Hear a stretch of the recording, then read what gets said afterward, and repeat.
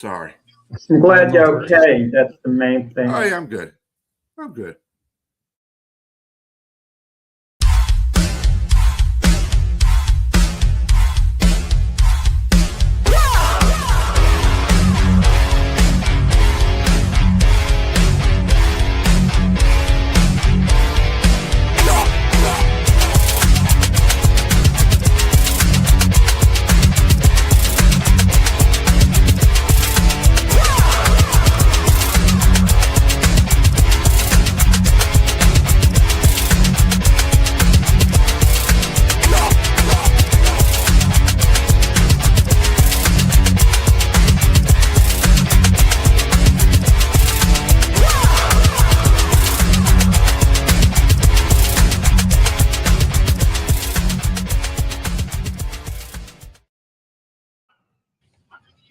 Good morning and welcome to the Sunday Morning Sports Podcast. I hope everybody's doing good this morning. I'm your host, B.A. Got Jack Hurst, James Martin, and Keith Engel on today.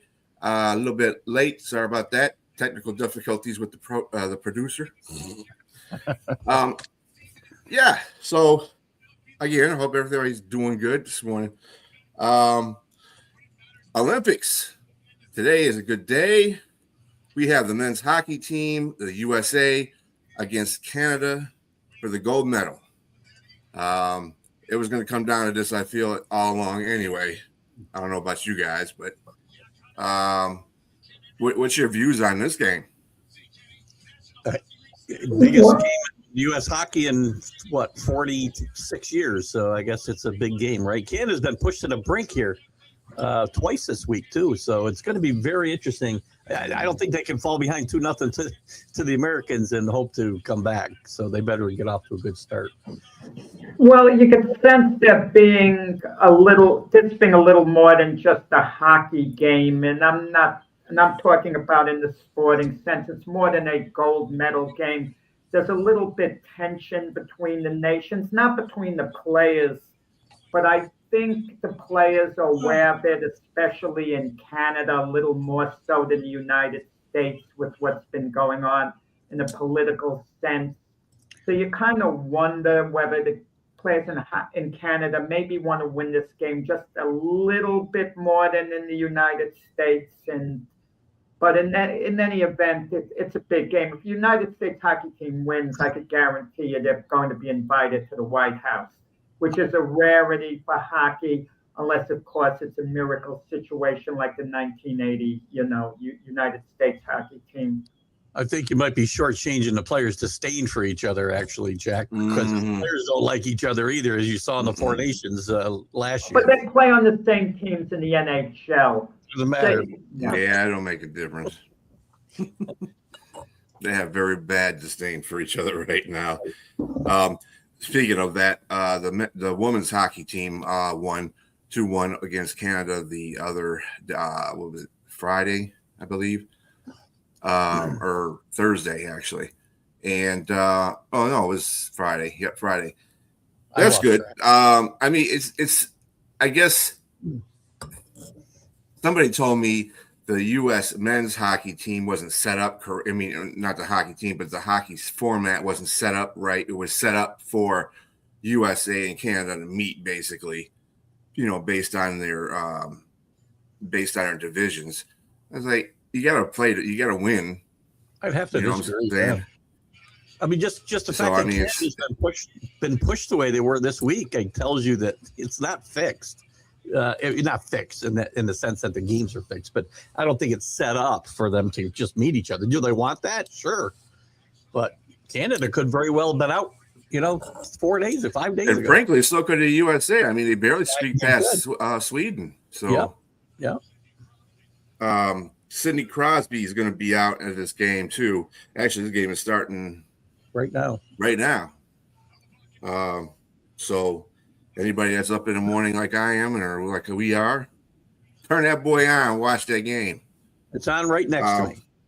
Well, I mean, it's not a big deal on the East Coast. 8:10 in the morning isn't that early. True. I mean, let's be honest. On the West Coast, 5:10 in the morning, that's another matter. There's a bunch of bars. Like I said, not for us either because we're up early. So, There's a bunch of bars open in here, Brian, to show the game locally, so it's a big deal. Oh yeah, wow, that's good. Just on that note, we got that. This important game coming up. Yesterday we had a important game or two. Number one in the college basketball, as a matter of fact, number one Michigan played number 3 Duke. Duke prevailed in that one. It was a pretty good game all the way around, actually, to tell you the truth. Me being a Michigan fan, I thought that it was one of those kind of home game kind of games where the home team was going to win that game no matter what. I would like to really see these kind of games played on a neutral site to see what would really happen. But, I mean, Duke played well. They did. They handled the defense of Michigan pretty good. Michigan came back a couple of times on them. I mean, hey, probably Duke will be number 1 at the end of this weekend, which is deservingly well. I mean, they did beat. Yeah, Cam, I'm telling you, we're not only keeping an eye on the NCAA tournament March Madness, but the NBA draft as well. I'm very high on Cam Boozer. I mean, he's going to be a force in the NBA. I mean, I don't want to say he's unstoppable when he takes the ball to the basket, but he could take it straight to the basket, score. He could dish it off. He's the real thing. Great player. And I was going to say, it's very rare to see another generation of great players have their kids be actually, equally as good. So you're seeing, or better. But you're seeing, and going to the same alumni, Carlos was actually a great player for Duke and had a really good NBA career. So kudos to Cam Boozer. It's a good story. We don't get enough stories in college basketball and sports anymore because of the way it's set up and one and dones in basketball and whatnot. But it's a great story, and I love stories in college sports. So. Great. And these two teams, by the way, 1 and 3, Brian, but 1 and 2 in the early look at the top 16 seeds by the tournament committee. So this is going to that's an interesting result. Yeah, I see these two meeting probably in the championship. I just think Michigan is. They have a shot. They had a shot at Duke. They didn't do, they obviously got the short end of the sword on this particular game, but I think that next time it'll be the same type of game. It'll be gritty. I think that these teams it'll be a good game again. I'm hoping that Duke don't win because I don't like Duke. Anyway, it is what it is. It is what it is. I'm surprised Sony's not out here gloating because that's their team.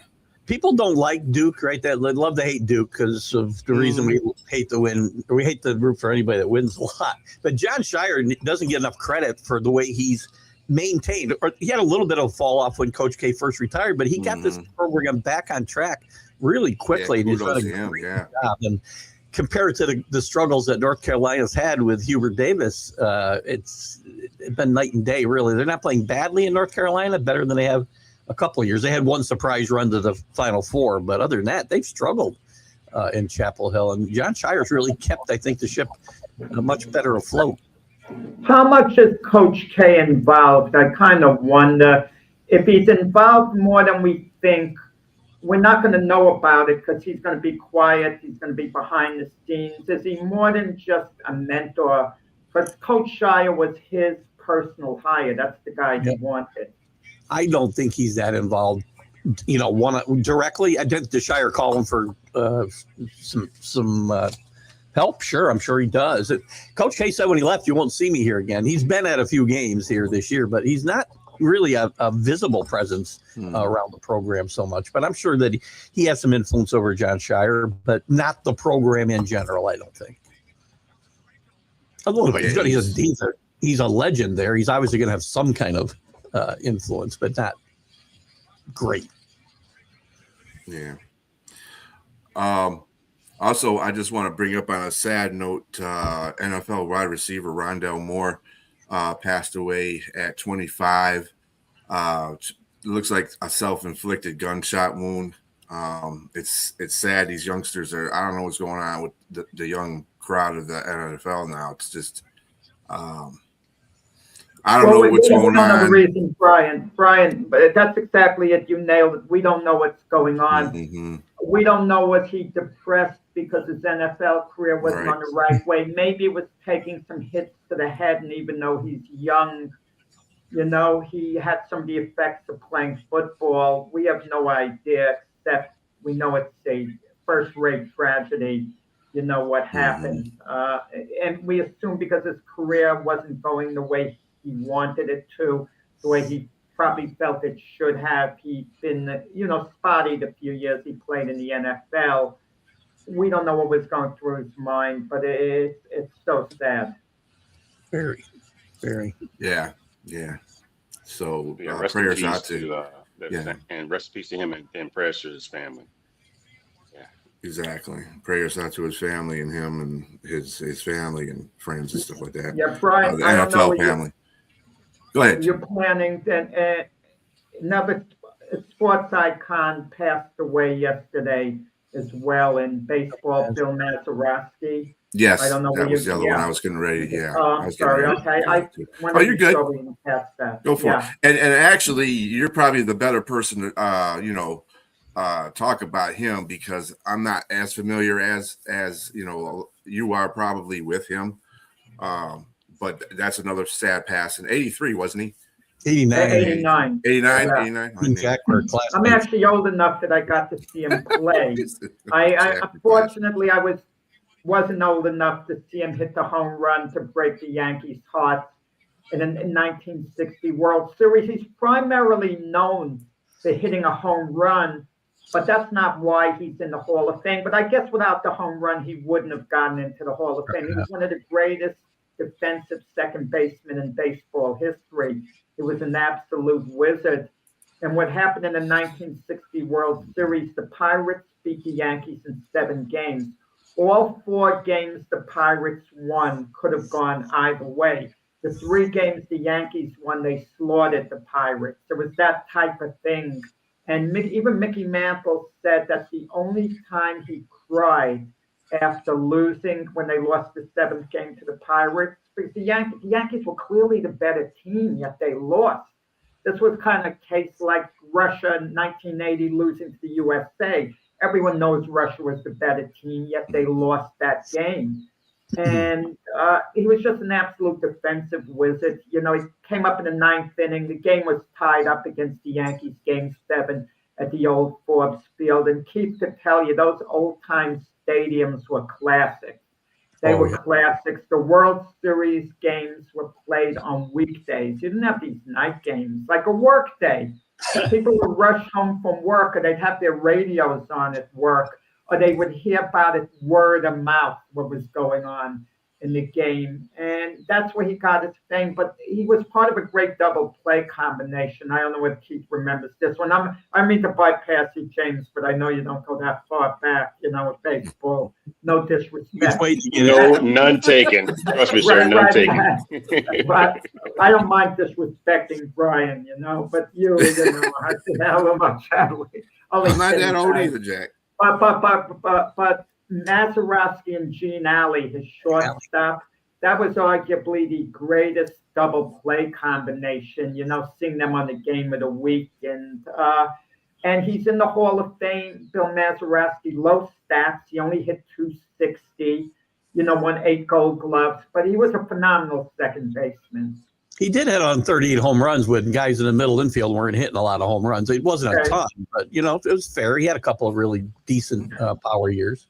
Great player. For years, and Jack, you'll remember this, for years, the case for Phil Rizzuto getting in, because he wasn't put in for a long, long, long time, was based off of Mazeroski being in, and somebody like Rizzuto should be in as well. So, and we don't recognize defense enough. We did this year with Andrew Jones getting in, right? And I think we need to recognize the defensive side of the sport. Keith Hernandez, 11 Gold Gloves, and if the guy, how can someone be the greatest defensive player considered of all time in his position in baseball, no matter what position it is, and not be in the Hall of Fame? Just based on that, I don't get it. 1-0 USA, by the way. USA just scored. If you guys are Yep. interested. All right. Yeah. Good job. Who scored? I Oh yeah, can't- I'm going to talk I about think it's that one of the next. Hughes. I think it's one of the Hughes brothers. I couldn't see the. That wouldn't be surprising. Hughes brothers been doing pretty good this series, hockey series for them. Sorry, it was Matt Boldy. By the way, we're talking about, we talked about a couple of athletes who passed, football, baseball, even though it's old news, the Goudreau brothers who got tragically killed in that accident, hockey players, USA team is kind of honoring them, going out of their way, because Johnny Goudreau would have been on this team, had he not been tragically killed by a road rage driver who went into the bicycle lane because he wanted to pass. And I mean, so tragic. I mean, when you look at the whole story, they went down for their sister's wedding that was supposed to take place the next day. I mean, as awful a news as you could hear. I mean, it happened a little while ago, but the memory, it's bitter memory. I mean, to just think about it. Yeah. Very sad. I agree. A lot of sad stuff. Jeez. A lot of sad stuff going on, but we have to prevail and move on and just cherish the athletes when they were here. You know what I'm saying? And that's it. It happens. But it makes me think, guys. Like in the case Bill Mazeroski, I didn't see a recent interview from him, and you don't even realize the guy's still around. And we talk on our show about iconic athletes. I mean, Bob Cousy's still alive. Is anyone interviewing him, talking to him? We seem to forget these guys are still around, some of them. It's funny. There's a thing called the Mandela effect. You guys, I don't know if you've ever heard of it. It's where we think somebody died years before they actually died. And there's a lot of that. I really thought when I saw about Bill Mazeroski yesterday, because you see so many fake stuff in social media, right?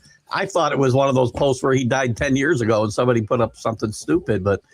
And I was surprised to hear the other day, Jack, that Bob Cousy was still dribbling around. I mean, the big old Oscar Robertson's around. Legendary guy. Well, one of the greatest of all time. Is anyone interviewing him? Oh, Keith, I when you said dribbling around, I'm like, is he talking about the ball or his mouth? As soon as I heard it, James. So is Elgin Baylor alive? It sounds like a shot at Jack there. Anyway. Wait, guys, is Elgin Baylor alive? Let me check it out. So. I'm going to say I do have to check it. These guys were legendary. Mm-hmm. He died in 2021. Yeah, but I don't think I thought he was gone. Yeah. He was so Donna 77. Donna asked if you brought her cup back there, Keith. Oh geez. Damn. Sorry, Donna. My suitcase is over the weight limit. I couldn't. Maybe I shouldn't put you on the spot like that. Well, now that you called me out. Sorry, Donna. I'll get you one from Alaska in July. How about that? So the next one we got, of course, spring training is starting. The teams are playing some spring training baseball. I gotta say that. Yeah, I know it's spring training, and we got the hoo-ha's playing in the leagues and stuff like that. Yesterday, the Yankees beat my Tigers 20-3. It was not good. Even if it's spring training, I know, but at the same time, 20-3 is not good. Aaron Judge had a couple homies in that one, so Pete Alonso had a couple. His first game too with the Orioles. The whole damn team had a couple of home runs. That's right. These games mean nothing at all as far as the results. Yeah. And they don't mean a thing. I mean, my grandson texted me how great the Yankees looked. And I said the game means nothing at all. You know what you want to judge how players are coming along, like Garrett Cole. He was throwing 97 miles per hour yesterday. Got up to 97 miles per hour. You want to notice things like that. Is a player healthy? Is he rehabbing okay? Is he coming along? I mean, who cares who wins or loses? The record doesn't mean a thing in the exhibition season. It's more about getting guys to the finish line healthy and ready to play. You're right, Jack. And the only time it meant something to me in sports, remember when the Ravens won something like about 20 exhibition games in a row? I kind of wanted to see them keep it going. Something about it seemed fun. But outside of that, I mean, who cares? I think I said at that time I didn't care about that even. I mean, a lot of guys get excited about these exhibition games. I guess I'm a little more pumped up this year, probably because the winter's been so crappy, I suppose, that I'm a little more excited for this spring and baseball. But you're right, Jack. Exhibition games, it's about getting guys healthy. Yankees got 4 guys that probably aren't starting the season, but we want to see how they do, tracking towards getting in the lineup sometime late in April or in May, including Cole. So. And just to put in something there for Jack, there was a boxing match last night there, Jack. Oh yeah. Ryan Garcia, he won his first fight in a while. I mean, but Ryan Garcia is a personality. He's a tremendous talent. Don't get me wrong. He looked good. He beat Mario Barrios, who is a decent fighter. No more. He's not elite. Mario Barrios isn't close to being elite. And don't tell me he's a champion, because everyone's a champion. He's about as much of a champion. I kid you not. I'm serious. I'm going to put it in perspective. If I told you the Green Bay Packers were I made them the champions of the NFL right now.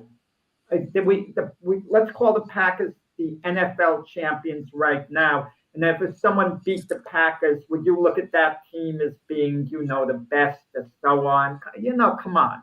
But that's the sick nature of the sport of boxing, with all the multiple champions in the media. And Mario Barrios, who could only manage a 12-round draw with a 46-year-old Manny Pacquiao in his last fight. So Garcia got in shape. He looked really good, and he did what was expected of him. And he's a big-time personality. And that's the sickness of us and of our society. Guys are appealing who act a certain way, who act in an improper way. The same Ryan Garcia who got busted for PED use and was suspended a year for being on PEDs, and then he comes back off PEDs and loses badly to Raleigh Romero. And as a result, he gets awarded with a so-called WBC title shot against a very beatable champion. That's the sickness of this sport of boxing. I mean, the way it is now. And I'm not going to be like Howard Cosell. Howard Cosell actually quit calling fights because he claimed he got disgusted. But I'm not going to go that far. But kudos to Ryan Garcia. He did look good. He is very talented. He could represent a threat to nearly any fighter out there if he's in form, because he's genuinely a heck of a fighter and a heck of a talent, if he puts it all together. And he seemed to do that yesterday. He's pretty quick, Jack. I mean, I saw he's very quick with combos. That first put down of Barrios was impressive in the first round. Yeah, Garcia did a good job, a really good job. But don't get me wrong, you put him in with Shakur Stevenson, it's a different proposition, completely different proposition. I mean, any elite fighter would have spanked Barrios. Shakur Stevenson would have played around with Barrios the whole fight. It would have been no more than a sparring session for him. Of course he does. Well, these are things that he likes to talk about. You like to comment a lot, Donna, for sure, but I enjoy your comments. Donna, the wrath is on you now. I like to talk, you like to comment, but I appreciate your comments. So I like it. I'm joking the way you are, of course. Donna, you just opened the wrath. Right. I came back at Donna. She didn't expect that. I counted a little bit, but I enjoy it. Donna knows the stuff when she comments. She's been paying attention to the show. That's for sure. Yes, definitely. Just in some NFL news, Javonte Williams signed a 3-year, $24 million contract with Dallas. So they got the running back for a while. That's good because he did a good job this year. I mean, he wasn't the he was like top 10 running back. He did do a good job. Smart move by Jerry Jones. he signed the running back for what seems to be market value now, but it's really low money because the market value for the running backs are going to go up. And Jerry, it's going to turn out in all probability to be a good deal for Jerry Jones, where the player won't be as happy maybe in a year or two. No, Donna, pick on me, please. I'm good. I like when people do that. You're good. I'm joking with you. That's all. I'm joking. We're joking back and forth. Yeah. Oh, good. No, Jack, right. I agree with you. I think it's very smart of Jerry Jones to act now and not like he did and bungle the deal with Michael Parsons. So you look at the situation, you got a running back that might be top 10 if you look at it respectively. Because I mean, I don't know if they're saying that the running back position has diminished. I think that's a bit exaggeration in how they're playing the running backs, but he got 16 million guaranteed. That's really cheap. That's really cheap. Like you said, it's probably going to go up. We're talking about Kenneth Walker. There's another running back that's out there that's looking for money as well. I can't think of the guy's name, but we're talking maybe 18, Breece 20. Hall. Yeah, Breece Hall. Yes, exactly. They're looking for 20 million guaranteed. Well, the biggest free agent signing controversy I think that's going to take place, unless you could think of another one, it's going to be Lamar Jackson coming up. Because Lamar Jackson is a tough negotiator, and Lamar Jackson is going to want to be the highest paid quarterback in the NFL.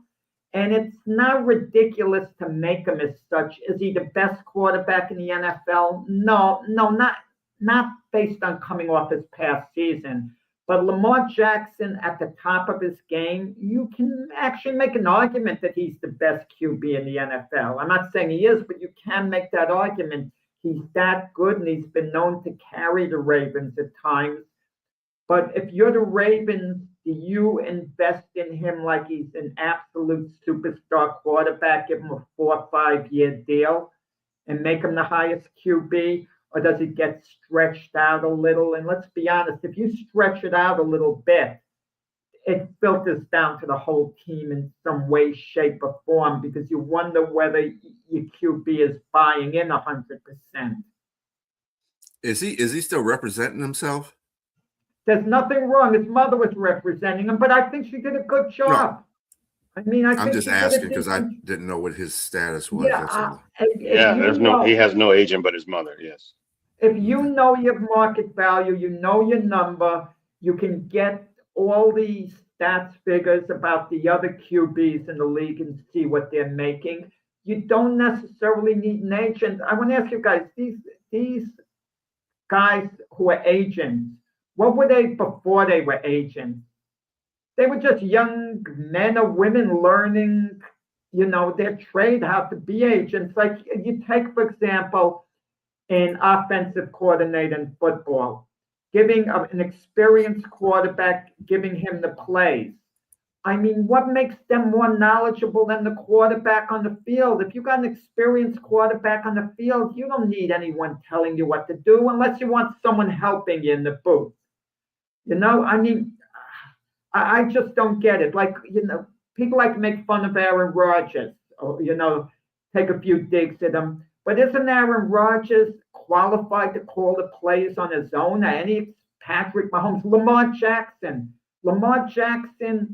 because he's not only a good pocket passer, but he's obviously very athletic. He can improvise on the spot. I mean, you would hope what you just said. You would hope that these quarterbacks at some point that they've mastered their craft to where they can make calls to say, okay, look, I can improvise, or I can audible here and there, or at this particular point of the game, a play like this would matter. So yeah, I mean, I would say that most of those guys, all of them are veterans, and at least 6 or 7 years into the game, they should be if they're elite, they're masters of what they're doing. So I would say yes. Oh, hey, somebody appeared out of nowhere. Sorry about that. I don't know what happened. We've had some intermittent issues here. I mean, it depends on who the quarterback is. Like you're saying, Chuck, that you don't let him call his own plays. Once he's a quarterback, if you Drake May, you don't quite let him call his own plays. But Jared Goff, who's been a quarterback in the league a number of years, if he wants to call his own plays and he's confident, you let him do it unless you see he's having a hard time. Then you have to step in and start helping him out. But it used to be a big argument in the league. We talk about the great Don Bring up my Shula. quarterback. Don Shula, one of the great NFL coaches of all time. Johnny Unitas didn't like him because Johnny Unitas always called his own plays, led the Colts to a couple of championships. Now Don Shula takes over as the head coach, and Shula starts sending in plays to Johnny Unitas. Johnny Unitas is furious about it. He said, I don't need anyone sending in plays for me. I know what plays I'm calling. You adopt a game plan and let the guy call his plays. If Patrick Mahomes wants to call his own plays, are you going to tell him he can't? Not if it's working. Obviously, it has to work. That's the thing. I think it has to work. I don't know the situation between Don Shula. Remember Shula. one of those Super Bowls? Call him a play. I mean, I think the big thing in the NFL right now. Contribution to the show, making Keith leave for a little while. Keith wanted to join the guys at the bar, rooting for the USA. Right. That's where his head's at. Let's go down there real quick to see the hockey. My ears were starting to bleed. I had to get something.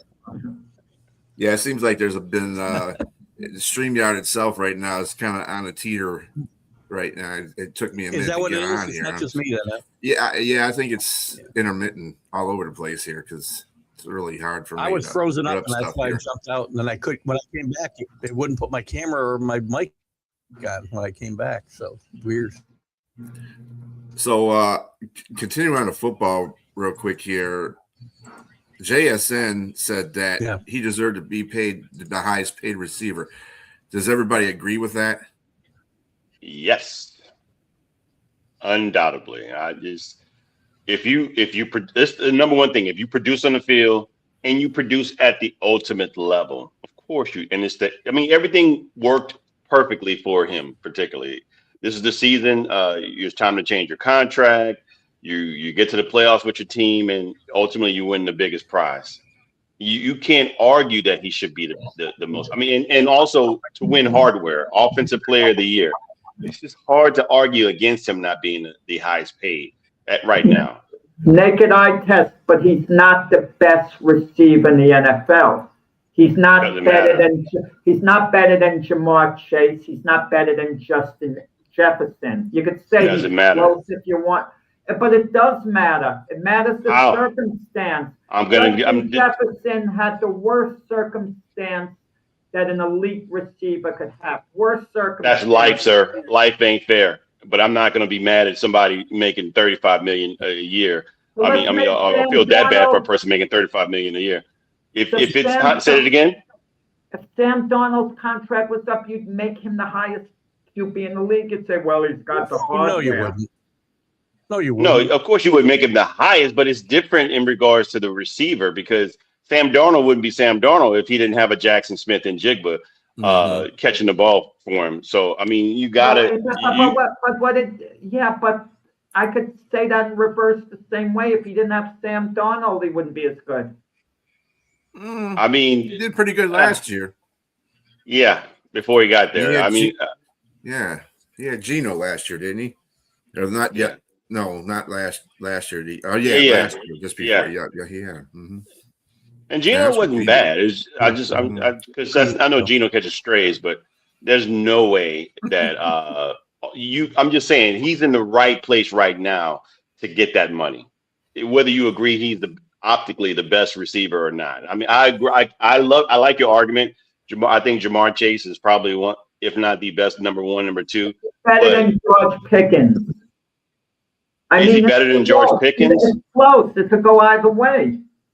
Yes, but I like Jackson Smith and Jigba's attitude. Better. A lot of these things matter. He's not mercurial. He's not a person that's going to cause problems in the. Right. He's not like Terrell Owens, Of course, I knew you were trying to set me up for that one. You set yourself up for it, not me.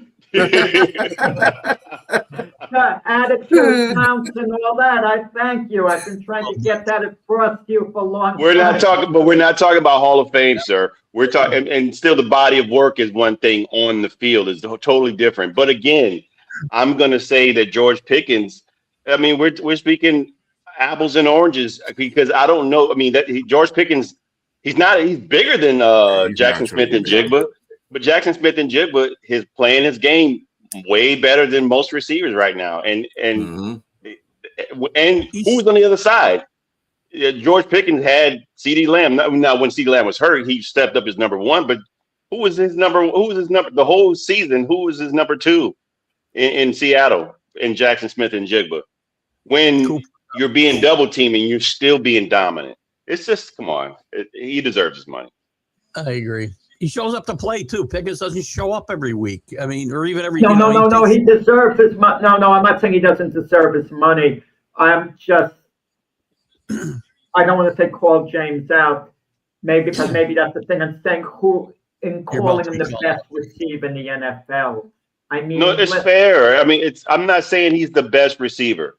I'm just saying for what he did for his specific team, the optics tell me that he deserves the money. And look, the best receiver got paid at the time when the time was due, and he was the highest paid receiver. It's just, the nature of the game. When you moved on, everything progresses, everything moves up. If you're the best, if you're not the best receiver specifically, but okay, hold on. Let's put the argument this way. Who is the best receiver in 2025? That's what you want to say. Mm-hmm. It was Jackson Smith and Jigba in 2025. Okay, you can make that argument. Fair enough. Yeah. I'm going to tell you, the draft has a lot of good receivers available in this year's draft coming out. Market drives the price. I agree. These guys might want to think about taking a little less money and letting their quarterback get some offensive linemen that can keep them upright. I'll just say. I'm a big proponent of that. Let me tell you, because what I saw last season with the Lions, they need that interior line fixed like quick. 100%. But do you guys think that there's a problem with guys not wanting to play on the offensive line anymore? I mean, like they used to. I mean, maybe a lot of guys. I mean, because the talent pool is not as good as it used to be. James, they're not playing wide receiver. They're not moving from offensive tackle to wide. Maybe they're playing other sports like basketball. Because I believe it or not, I'm gonna tell you. The average height for those guys are like 6'5", 6'6". Yeah. And so a lot of these guys are tall, and they have to put weight on. I knew a guy that was an offensive lineman for SMU, and I couldn't believe he was an offensive lineman because I met him after his playing days, and he was like slender, but he's always said, "Oh yeah." If you look at my old pictures, I was a big guy, But I mean, they have to keep that weight on. So a lot of these guys don't really have to play that sport if they don't want to. It's just, I guess some of those kids, you get pigeonholed in that position. But a lot of these guys are very athletic now, and so a lot of these guys don't. I don't think I didn't see Jack shaking his head. No. What do you got there? No, you may. It's thought-provoking what you said, because a kid start playing a sport for love of it to begin with. But how many kids who start playing football decide they want to be an offensive lineman? They want to block. I mean, everyone wants to carry the ball, catch the ball, throw the ball, kick the ball. At what point are they told they have to block? And some of them lack those skills I mentioned, and the only way they can be players is by blocking. I mean, it's even glamorous in a way to try to get the quarterback or run at someone, but to just stand there and keep someone off your players, push them out of the way so your teammate can run with the ball.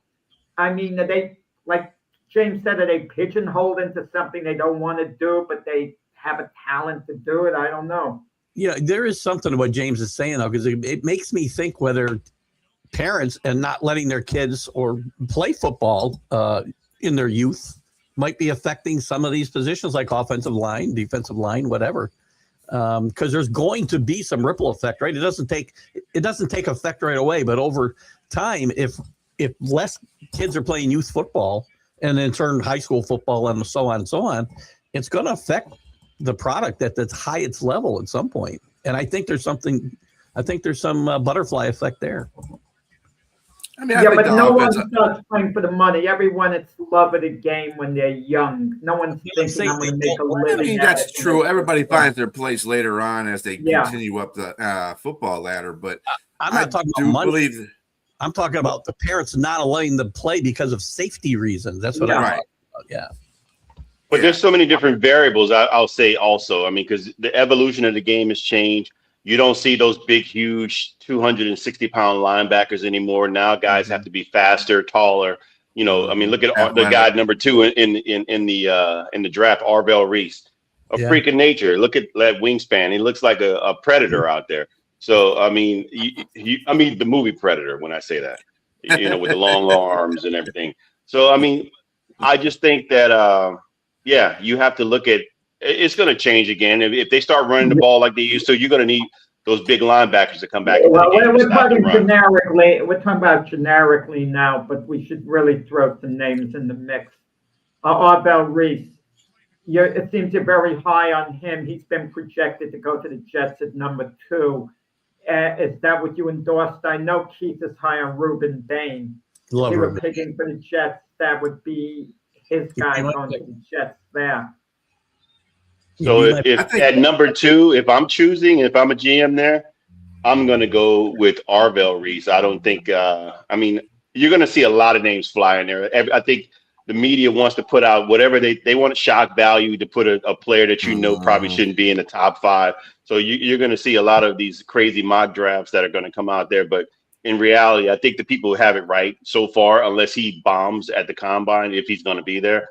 I think he would be the number 2 person. I think what I've heard, they got Mendoza number 1 as top players, not who's going to go in the draft and where the needs are, but top players, top 50. Mendoza, Reese. Actually, I don't think Reese was number 2, but Jeremiah Love. I guess it all depends on what draft market you're looking at. Draft, market that you're looking at, because I saw Bain number 1. And Mendoza was like number 3 or 4. So it all depends on what draft boards you go by. They don't always, but those draft boards don't always look at by team need either, right? So they're going by the best player in college, period. That's what they're going by. They're not going by whatever other team wants to, you know what I'm saying, in the NFL. And my opinion on Ruben Bain's colored a little bit by the fact that I watched him play every single play basically during the year. I didn't see Reese play every single play or every single game even. So, you know, obviously my own opinion is going to get, you know, a little bit distorted because of that probably. I kind of wonder if the Raiders pass on Mendoza. I don't think that's going to happen, but it's always a possibility. They're either going to trade down before the draft to a team that really likes them, but is it possible there's no one team that likes him that much? They'll like him, but not that much. And if the Raiders don't make a deal, and let's say they're sky high on one particular player, let's say it is Reese, okay, and that the Raiders absolutely feel they have to take him, and the Jets go second, could that throw things out of whack for the Jets? Because it seems to me the Jets are thinking about next year's draft, where there's going to be a number of really good quarterbacks coming out. Well, and all of a sudden, if Mendoza falls into their lap, I mean, do they take them if they're not that high on them, but they still like them? Because once you take a quarterback at number 2 overall, you're not taking a quarterback in next year's draft. So there's no quarterback in this draft that deserves number 2 overall. There's not one. And speaking of what you mentioned about Bain. Wait. Mendoza, if he falls to the Jets, you would take him if you were the Jets. Yes. So yeah, that's what I mean. If you like him as quarterback, you should take him because you can't count on next year. We saw this year you can't count on next year. This was supposed to be a great quarterback class. It's horrible. One of the worst quarterback classes I can remember. At the time, I'm not crazy about Mendoza. No, he's a good player. He's not Peyton Manning coming out of college. He's just the best in his class right now. I mean, and a Heisman Trophy winner. But so was all right, Gino. So was Gino Torretta. If I'm not sure. College players, again, they're great college players. One thing doesn't always equal the other. So, What I wanted to say. Oh, go ahead. Some of these draft sites, like the one that I usually follow, is the NFLDraftBuzz.com. Shout out to you guys, by the way. And they're top 4 right now, and they go exclusively just on the college players. They don't care about what NFL is going to pick. They go by the college players, and right now they got Ruben Bain Jr. 1, Caleb Downs 2, Jeremiah Love 3, and then Fernando Mendoza 4. Now people can say, well, that's not where. No, just how the NFL teams will pick is a whole different thing. But how good the college players are based on what they did in college is another thing. So I like that. They're listed based on that, and they're not based on what NFL teams are going to go out there. No, I like it when the draft boards, and I use PFF a lot myself. I like them a lot, and they also rank the players by how good they think the player is, not who's going to take them, because that's a crapshoot. You know, you don't know what these teams are thinking. When you look at Ruben Baines as number 1, I like the idea that he's top. He should be top 5 regardless. But his body type to me reminds me of a Dwight Freeney. He kind of moves in that same ilk, that body. But I don't know if the arm length. I think is that going to count against him, because that's when I say Dwight Freeney, I mean their height. What is he, like 6'3", 6'2", 6'3"? 6'3". Yeah. That's kind of tough for a defensive end without long arms. And that's so he's got to really a lot of his lateral and maneuverability has to be really quick. It has to be really quick. Like that's what he did in Miami with all the stunts that they would use him in, especially when I saw him in the championship game. I was like, wow. I mean, those games in the playoffs, like this guy's really fast, man. And he's like a nightmare messing with some of those offensive tackles. But when he gets to the pros, when everybody's good, everybody is, you know, you're facing elite tackles and more and better schemes in the pros. Can he, you know, is he good enough to just, you know, rely on his talent without, you know, to me, he kind of looks like I guess you would call him a T-Rex. Even though he's got short arms, he's still a predator. You know, you don't know apex predator, but is that going to count against him like what it may have gone against the offensive tackle for the Patriots with him having short arms? It could have been an issue for him. That was one of the things they counted against him. You know, Bain played with. Nonetheless, he's gonna get picked in top 5, I think. Yeah. No he doubt. is, you know, somebody's going to get a great buy in Mesidor as well, because he is really good, and I see him projected late end of first round, early second round. Somebody's going to get a steal with Mesidor. I'll tell you right now. You mean his bookend? Yeah, he was. Yeah. And I think they helped each other be better. To your point earlier, James, too. So I love both those guys. So I'm gonna switch it over to the NBA real quick. There was a game that was played a couple days ago. I don't remember that game. What game you talking about? You don't remember that game? You know where the Pistons went down to the Gardens and Cade Cunningham put on the show. Cade Cunningham is like the Knicks. I have no answer and never have for Cade Cunningham. Never. Cade Cunningham took more shots than, you know, the rest of the starters combined. Regardless, the numbers are there, and the Knicks have lost by an average of about 30 points to the Pistons this year. Well, the Knicks played last night. It was a dramatic comeback victory. Why are we talking about the Pistons here? Because the Pistons and Knicks are in the East probably, and it matters for a couple of months from now. Because they're your team. They're your team, Jack, and we like talking about them. That's what. I don't talk about my team at all on this show because my team is Brooklyn. Nets. That's right. You're the Brooklyn Nets. Yeah, that's right. That's right. You're a Brooklyn Nets fan. That's a good I'm so sorry. I'm so sorry. Are they still alive? We were talking about guys being alive. Are they still a team? That's still alive? I don't even know. Are they functioning? I know. I just Jack just proposed a question. Are the Jets or the Nets the worst team?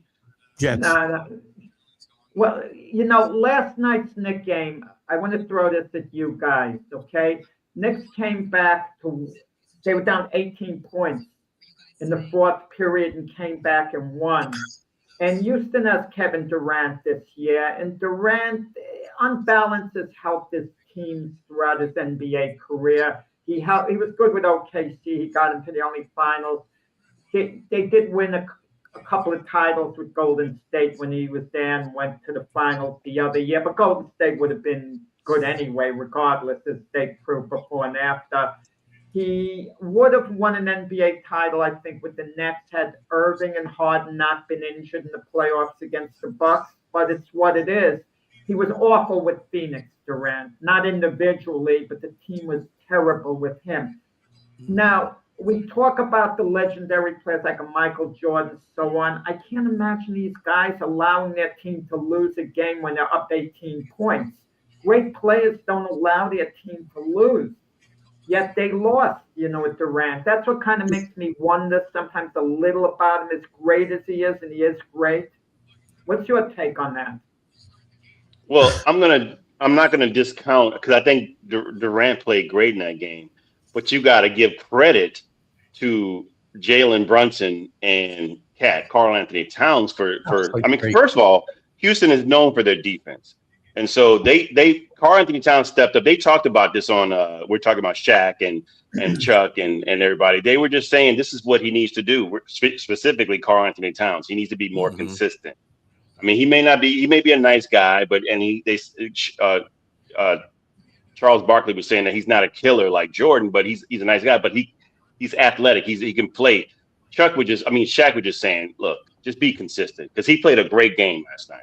He played an excellent game. Him and Jalen Brunson. I just think that, and it came down to the wire. So, I mean, if this a team, like, just say if we were talking about both these teams met up in the NBA Finals, would New York Knicks be able to beat Houston 4 times? So, it was 108 to 105. I mean, so it was a very close game. To that point, low scoring. To that point, I got to circle back to Brian's original question about the Knicks cannot handle Detroit. So there's no chance of them playing Houston in the finals because they've gotten beaten by 38, 31, and 20 or 16 or whatever. No, you can't have that attitude. Then there's no way OKC is going to the finals because they can't beat San Antonio. You can't use that logic. The Knicks beat the Pistons last year in the finals. In the playoffs, I mean. Well, first of all, I know a lot of Knicks fans are talking about, well, they did the same thing last year. I said last year they were very contested games. Yeah, I agree. This year they're just getting bludgeoned.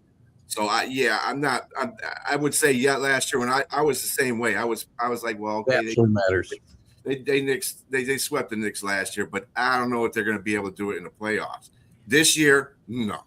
They're going to be able to take it to the Knicks in the playoffs. We don't know what the matchups are going to be yet. For all we know, the Pistons will play the Celtics, and the Celtics will beat them and clear a path. The Knicks will have to play the Cavaliers, and the Knicks could handle the Cavaliers. You never know how the order is going to play out.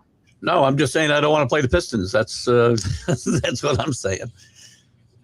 That's the whole point. And I think the Knicks, the Pistons are taking it kind of personal against the Knicks too. They are. From last year's playoffs, and they're taking it. And you got to remember that they won the last game without Duren and Stu.